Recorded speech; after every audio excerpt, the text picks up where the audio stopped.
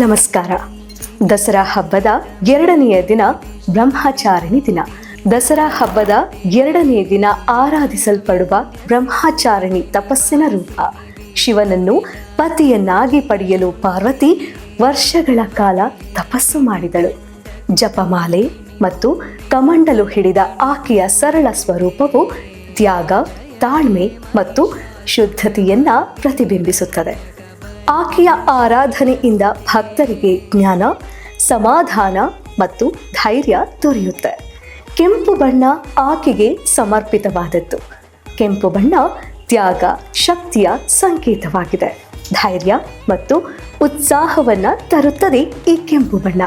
ಭಕ್ತರು ಈ ದಿನ ಕೆಂಪು ಬಟ್ಟೆ ಧರಿಸಿ ಆರಾಧನೆ ಮಾಡಿದಾಗ ಜೀವನದಲ್ಲಿ ಧೈರ್ಯ, ಶ್ರದ್ಧೆ ಮತ್ತು ಶಕ್ತಿಯ ಅನುಭವ ಪಡೆಯುತ್ತಾರೆ.